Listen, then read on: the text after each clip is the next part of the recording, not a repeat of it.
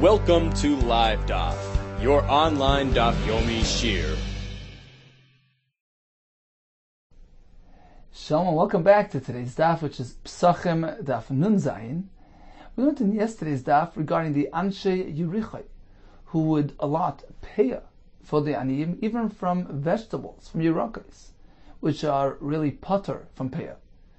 So what was wrong with that? Because then the aniyim would take that payah, which is considered real payah in their minds and is patur from Turmus and Maser. But in reality, it wasn't payah, and was considered tevel. Therefore the Chachamim protested, they were moicha. You're not meant to do that. Don't give payah from yerakos. The Gemara today begins with a similar story. 3 lines from the top, Tana Rabbanan. Ben Buyin, that was his name, his father's name was Buyin. So the son of Buyin, Nasan Payah L'Yorek. He gave pay even from yerakos. Uba Aviv, and his father, Mr. Buyin, came along. Umatzan Lanim, and he noticed the aniyim there, Shayutayin and Yorek, who were loaded up with vegetables that they took from the payah. V'oimdin al Pesach Hagina. They were on the way out of the garden. They were staying by the Pesach of the garden. Armalem, so his father turned to the aniyim and he said, Banai, hashlichu me'alechem, my sons, cast off the loads of yerakos that you've collected. V'ani noisin lechem kiflayim b'musar. I'll give you double as much from properly meisered produce. Don't take this.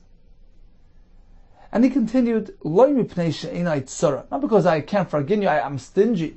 I don't want you to have this collected yerek. That's not the reason. Rather, he explained himself. Elo mipnei she'amr Chacham established. They mandated that ein noisin payah yerek. We're not meant to give payah from yerek. So please, let go of your so-called payah, and I'll give you double as much from produce which Truma Maser has been separated from. Says the Gemara, why do you have to add this whole explanation? Once he promised them double pay, why do you have to add, well, I'm not stingy, I don't have the ayin tsar, I can't forgive you. Of course, he's giving them double. Why do you have to go and justify himself? Says the Gemara, he did it so that the aniyim shouldn't, even for a short moment, think, well, you're just playing games. And just pushing us, casting us aside. He's just giving us empty promises which he won't fulfill. Why would he promise us double pay? That's why he explained himself. He said, look, there's a halachic problem here. You're taking something which isn't really payah, which is really now tevel, because Truma and Masa has not been separated. Therefore I'm asking you, let go of that, Yorek. I'll give you double as much. Not because I have ayin ra here. I don't want you to have this. Rather, he explained himself because the Chachamim mandated not to give payah from Yorek. This way, he established his credibility and he convinced them that he was only out for their good. Let's take a look at Rashi, right off to the right.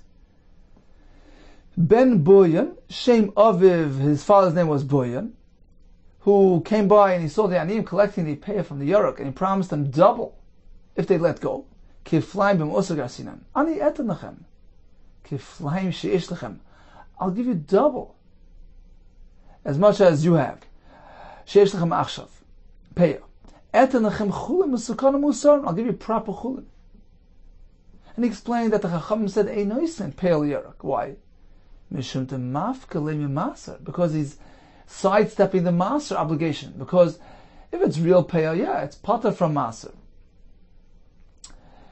But this isn't real payah, and it really has to have maser taken from it. How do you know that payah is exempt from maser? The chsiv uba levi, Levi doesn't have a portion. It's so he has a right. He needs to come get his portion, his maseration from ordinary produce.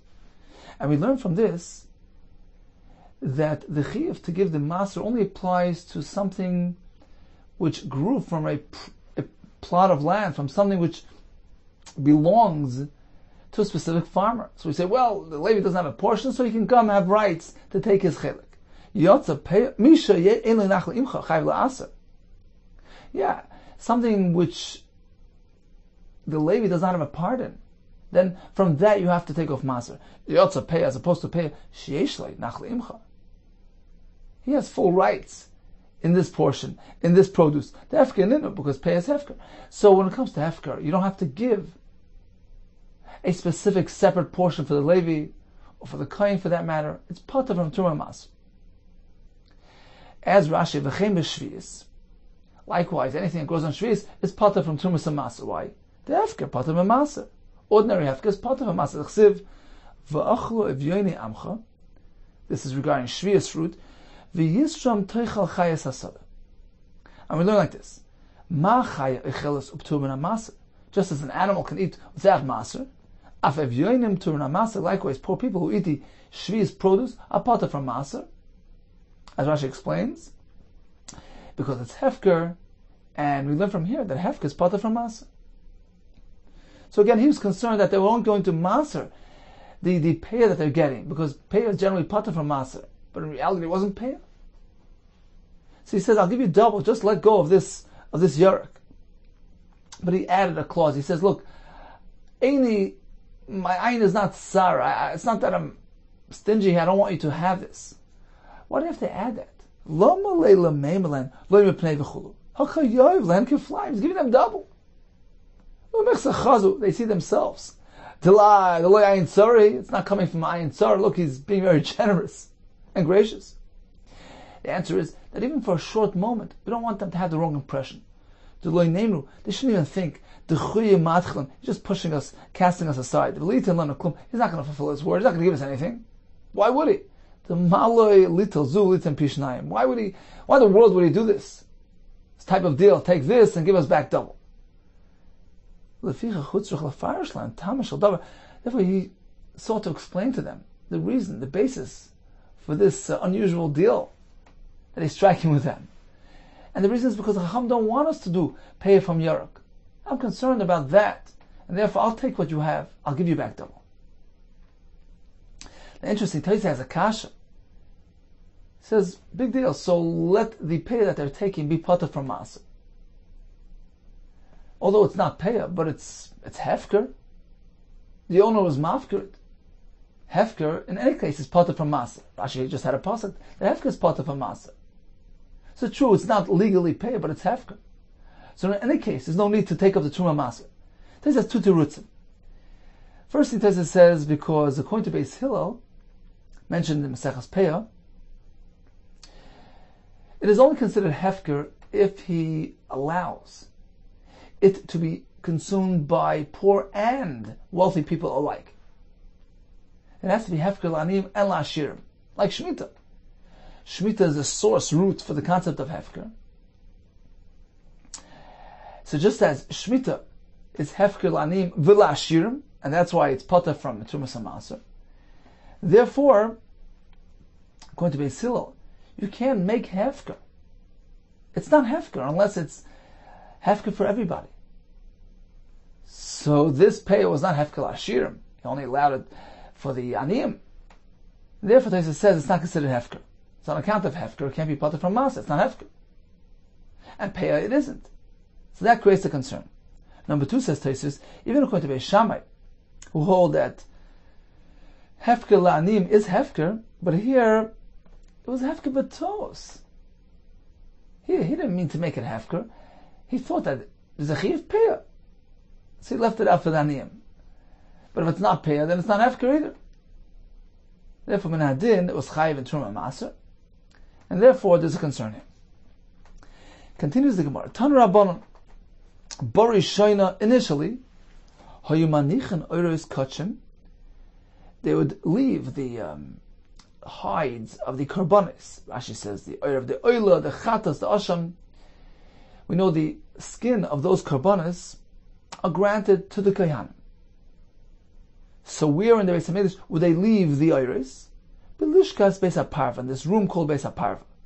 So Mepharshim bring the story of the guy whose name was Parva, who tunneled into the Beis Hamikdash on Yom Kippur to take a look at the avoid of the Kohen Gadol, and they found him, they killed him. And they called the Lishka, they gave it a name for the Lishka Beis HaParva on account of this guy. They called it Lishkas Beis HaParva. They named it after him. So that's where they would leave the Oyreis of the Kachim. Le'erev, towards the evening, at the end of the day of Avodah, the Kohanim will get together. Now we know that there was a Mishmar. This was a large group of Kohanim which covered the entire week, but it was split into groups. So every day was a separate Beis Av, a separate contingent, and the Avodah of that day was conducted by that Beis Av. And they would have rights to the Karbanis and to the Oyrois of the Karbanis. So every night of the week, they would get together, the people of that Beis Av. Le'ereb, hayu machalken oisam la'anshe Beis Av. They would distribute it to the members, the Kohanim of the Beis Av. So far, so good. But what happened? There was some corrupt individuals there, amongst the Kohanim. Vayu baliz royos. Some of these strong, armed, intimidating individuals would go ahead and noitin oisam bezroya. They would grab the hides, grab it away, steal it from the rest of the Kohanim. Chacham wanted to rectify this injustice. The Kohanim decided that they're going to split it once a week. At the end of the week on Erev Shabbos, when everybody gets together, they'll make sure that they distribute it evenly and fairly. The Asun Kul Mishmaris, because all the members of the Mishmar get together, V'shalkim Adadi, and each person gets his fair share. So since it was done communally, it was assumed that it would be a fair deal. V'adayin hoyu gedoyle kahuna, still wasn't enough, because the prominent members of the kahuna would go ahead and intimidate the rest and grab the oiris. Noitin oisn bezroya. They would forcefully grab the leather. They would they corrupted their position. They abused their position of power, and they grabbed the oiris from their friends. Omdu balim bigdishim l'shamayim. So they had no choice, and the balim, Rashi explains, this is in reference to the Kohanim of the Mishmar. They decided, look, there's no real solution here. They got up and they decided they're going to be magdish all the hides l'shamayim to be used for the Beit HaKabayis, for the Beis HaMikdash. Let's take a look at Rashi here. So let's pick up from where we left off in the Rashi before. It's about 2/3 down the Amud, beginning with the words Oyres Kachim. It says Rashi, Oyr Oyla v'chatois v'ashomes v'karbonos tzibur shemeschalkin Oyres Kachim HaKadoshim l'Kehanim. So all the Oyres of the various Kachim were given to the Kehanim. Chsiv, Oyr Oyla shehikriv, goes to the Kohen. And this is by the Oyla. V'alfinim b'zvachim, and the Gemara Zvachim, we learned from the Oyla that kol Oyres Kachim also go to the Kohen. So on a nightly basis, they would go ahead and split up the Oyres. Le'erev shel kol yom hayim machalkin oisan anshe Beis Av she'avdu hayom. They would split it amongst the anshe Beis Av that did avodah on that specific day. Explains Rashi, Sha'mishmar hayichalak l'shisha bati avos l'shisha yom, because the mishmar was divided into 6 bati avos corresponding to the 6 days. Umashigia liyoman, and whatever was received on that day, whether a lot or a little, hein meruba hein mud, hu noitel, that specific contingent that Beis Av takes. Although it could so happen to be that on Monday you'll have many more karbanis brought on Tuesday, but that's the only way to do it. The anshe Beis Av of that day would earn the rights to the karbanis and the oirois of that day. What happened? The balis rois amongst the Kohanim, Sheiv Kohanim, chazakim echavreim, a strong, powerful Kohanim would go grab the oirois. So they decided to do a communal distribution ceremony, Erev Shabbos. Erev Shabbos, the Kula Mishmar Tavi Hasa, everybody's going to be there, V'le'anichu. L'bal Yisrael, they won't allow the intimidating fellows to go ahead and gain control. But the Gdol Kahuna ended up grabbing Sorim Shebahen. So what do? Amdu Balam Shel Kol Kahanim Mishmaris. Yachad, all the Kahanim got together, V'gdishim with the Kabayis, they had this consensus that this is the only way to go, and they voted that they're going to be magdish all the oires to the Beit HaKabayis. Continues the Gemara. So now there was this very large earning, very lots of an abundance of profit coming into the coffers of the Beit HaKabayis. So what happened? They said like this: Lo yahayu yomim atum A short time passed. Until the entire Heichel, the walls of the Heichel, were completely pasted and plated. Betavloi shel zav, with these gold plates in amal amma, which were an amma by an amma, ka'ovi dinar zav, thick, like a dinar zav. So completely wallpapered with gold. Due to the profits which arrived through the oires, which were given to the Beit HaKavais. Ula regel, kam yamtiv, they wanted to show the beauty of the Beit HaMikdash displayed to the general crowd. They would peel off, they would remove the gold plates from the walls of the Heichel, and they would go ahead and arrange it on top of a high place on the Harabayis, so that the people coming to be other regular would take a look and see how beautiful they were made, without any deficiencies, without any imperfection. Continues on with a similar concept of people abusing their position of power. Tana Abba Shol there were these thick shikmak trees in Yericho, which had these thick trunks which looked like beams. Privately owned. What happened? These strong, intimidating people used to come along, and forcefully grab away these trees. They would actually steal them. Left with no other choice, the owners just went ahead and will magdish their trees. So now the thieves kept away. They didn't hesitate to steal from their fellow Jew, but to steal something which belongs to Shemayim, that they knew not to do. Continues the Gemara. Aleim, regarding these corrupt people, and other similar corrupt people, corrupt politicians in positions of high authority who abused their power, regarding these individuals, Omar Abashol ben Batnis. Abashol ben Batnis exclaimed the following: Mishum, in the name of Abba Yosef ben Chanan, oily woe to me, in pays Baisis, from the home of Baisis. Who was that? Let's take a look at Rashi. The first wide line. Baisis, Rashi says, was actually a Kohen Gadol Haya. V'chein Kulam. And likewise, the other names listed going forward in the Gemara, all references to Kohen Hanim Gedolim. V'hoylem Avodim, they had these servants, Chamson and robbers, V'chointen Esa'am, who would strike and would hit and would intimidate the general public to get their way. So back to the Gemara, oily base Baisis, woe to me from the effect of the home, the household of Baisis, oily my losan, woe to me because of their alosan, their clubs. They used to hit and they used to intimidate. Oily, likewise, oily, woe to me in base Chanan, from the household of Chanan, who was also Kohen Gadol, whose household was corrupt politicians. Oily milchishasam, woe to me from their lechisha. Rashi says they were yoyetz ra, they were intimidating people. Oily beis Katris, woe to me from the house of Katris, who was also Kohen Gadol. You know, I once read that in the old city of Yerushalayim, they found, I think it was in the burnt house near the Kaisel, they found a seal which had the word Katris on it. And they made reference to this Gemara. They assumed that the house belonged to this Katris, Kohen Gadol fellow. He based Katris. So he was a Kohen Gadol, and his household was corrupt. Oily mikul musam, woe to me from their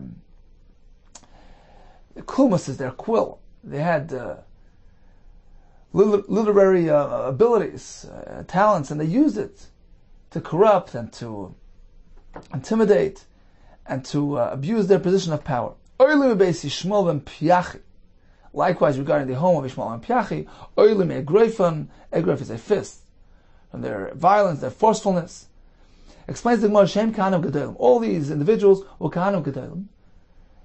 And their household their homes were full of corruption. Ubneim Gizbarim, their sons were managers, they all had positions of authority. Yuvachasneim Amar Kolin, and their son-in-laws were administrators.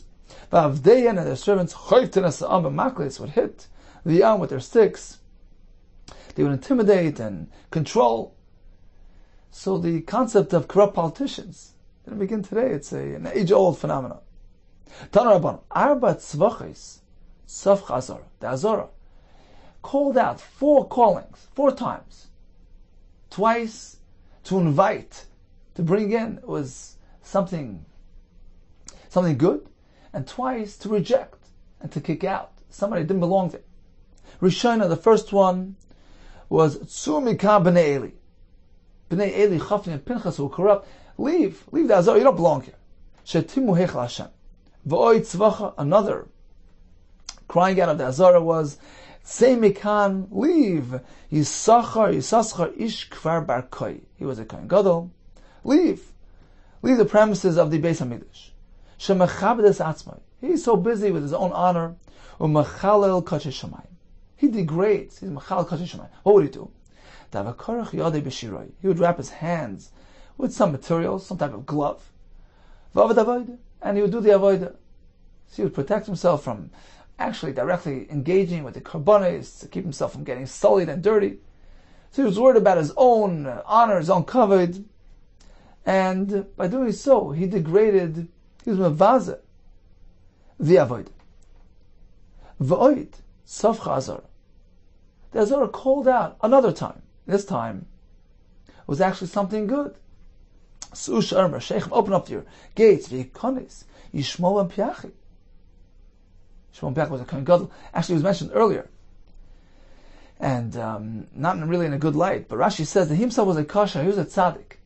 But his family, his Anshe Beisa, were Bali Zroya, as described earlier. So he himself did belong in the Azara, and the Azara actually invited him in.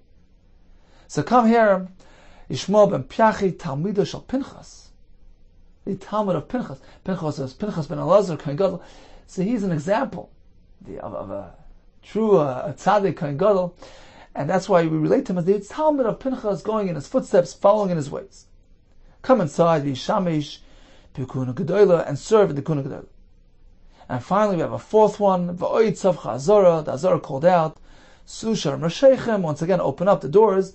V'yikanes Yochanan ben Narboi, Talmido shel Pinkoi. Now, Maharsha points out, we don't really know who Pinkoi is, so why would the Gemara reference a name that we don't know? So Maharsha speculates perhaps Yochanan ben Narboi was actually Yochanan Kohen Gadol, mentioned the Gemara Yuma, who was a tzaddik for 80 years, and then he strayed, he became a tzduki. That's why the Gemara refers to him as Talmido shel Pinkoi, because he strayed and he no longer can be related to Pinchas. That's why we mispronounce Pinchas we call it Pinkoi. So during his good days, the Azara wanted him in. Come inside, Yochanan ben Narboi. V'yimalik reisim b'kachei Shemayim. Let him in, and let him fill himself from the karbonos of Hashem. Amru olav al Yochanan ben Narboi. They would say the following on Yochanan. Shaya'oichel. Rashi explains that he would raise in his house many kohanim. So he had a large group of kohanim with him, and they would eat. Shaya'oichel gimel meyas agolim. 300 calves in one meal, we assume. V'shoyse gimel meyas gabriyayin, with 300 pitchers or barrels of wine. V'oichel arboim so goizolos b'kinuach suda. This was a dessert. 40 saw of birds. Amru alav Amru, so they said, it was actually beneficial to the Beis HaMikdash, because Kol Yamav Shel Yochanan ben Narboi, all throughout his days, Lo Nimtza Noiser b'Mikdash. There was never Noiser found in the Beis HaMikdash. There was nothing left over the Karbonis, because him and his whole group, his whole Chaver, would consume everything in sight. Says the Gemara, My Salka baby Yisascha Ish Kvar Bar Koi. So what happened to him? What was the Einish? Meted out to Yisachar on account of him being Mavazeh the Kachei Shemayim. He kept away. It was unbecoming of him to engage directly with the Karban. What was his Einish? Amri said like this. This is what happened. Malku Sahavu Yasvi. A king and queen were sitting together. Rashi says they were from the Malchi Beis Hashmonaik. They were Yisraelim. They were sitting and having a conversation, a debate. Malka Amar, the king said, Gadya Yoy. A goat is better than a sheep. So Rashi learns, Gadi is Tevil Machal, tastes better. Mashar learns that actually it's in reference to, somebody else says that it's in reference to the spiritual value of the animal, meaning what's preferred for a korban, because taste, he could have asked his cook. So they're having a debate, what's better, a goat or a sheep? King said a goat, Gadiyoi. Malchus Amra, however the queen disagreed. She said, Imra Yoi, a keves is better.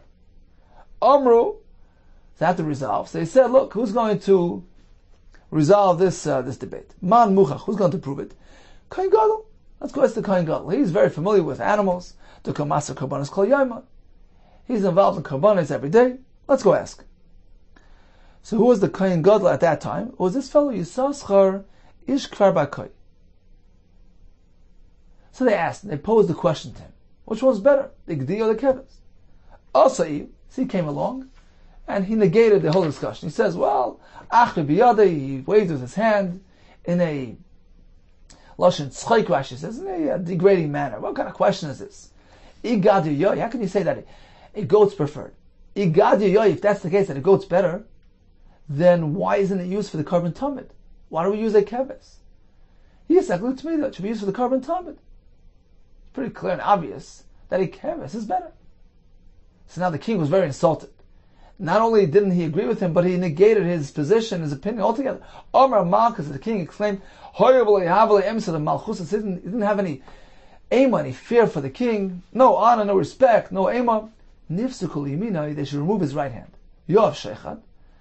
So Yisaschar handed some sheikhad, he gave a bribe to the shliach there of the king, Upaskel Small. Instead, they removed his left hand. Shama Malka, the king heard about that happened, Upaskel Yimina, and he insisted, and they removed his right hand as well, as Mashal explains, because the Avera was done with his right hand, which is the primary hand used by Karbanis, by Avoida, and since he misused his right hand, he needed to have his einish specifically directed at his right hand. Omar Rabbi Yosef, Baruch Rachman, Baruch Hashem, the Ashkelei Yisaschar, Ish Kfar Bar Koyle Mitrafse, Minei, that Hashem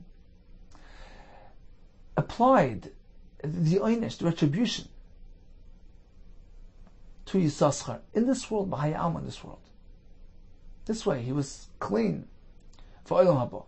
It's actually good that he received his einish in this world.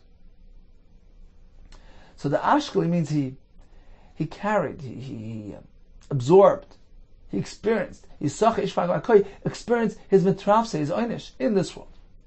Amar Rabashi. It's interesting that Yisascha ish kvar b'akoy lo yitana masnisin.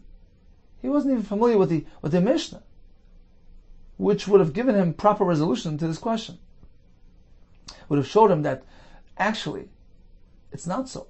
A goat and sheep are actually one and the same when it comes to quality. This nan. Reb Shimon Omer. We find an interesting thing in the Pesachim. Wherever the pasuk mentions a goat and a sheep, which one comes first? Kvasim, koidmin, liizim b'chol makom. We always find that kvasim precede izim. Perhaps it's because the min of the keves is preferred. Why then would the Torah, I'd say when it comes to karbanis, mention the keves before the A's? Tamalayma, that's why the Torah elsewhere, by the karban chatas, switches things around. Im keves yavi karbani. First the Torah makes reference to the A's, and then says im keves yavi. So at least once the Torah highlights that there's really no preference, because here we have the keves after the A's. Malamish shnein shkulim ke'echad, that they're both equal and the same. Ravina Amar, afilu mikra nami lekar. He wasn't even familiar with the psukim, the chsiv, because when it comes to the shlomim, we have one pasuk which says im keves, and yet another pasuk which says im A's, which indicates there's no preference. You can bring this one, you can bring that one. Iboy keves laisa, if he wants to bring keves, he can bring the keves. Iboy A's laisa, if he wants to bring A's, he can bring A's. So apparently there's no difference, there's no preference. Shneim shkulim. If he would have known the pasuk, or at least the brisa, then he wouldn't have made that mistake and wouldn't have gotten himself into trouble. Hadran Allah makam shenagu uslika la Pesach Rishon. We just completed the part of the Masechta that focuses on the Pesach Rishon. Okay, let's take a quick chazar of today's daf. We began with his fellow Boyan, who noticed that the aniyim were coming out of his son's gina filled with, loaded up with yirakis that they took as payah. And he says, look, drop your yirakis, I'll give you double as much in order to save them from committing an isur. We learned about the importance. Politicians have to keep in mind, people in high positions of authority, position of power, to keep in mind, to direct their power responsibly, not to abuse their positions. And concluded that Baruch Hashem, this fellow Yisachar was granted his einish in this world, so that L'asad Lovei, he's clean, he's free to experience eternity. Zayik Zot, Tzlacha Rabbah.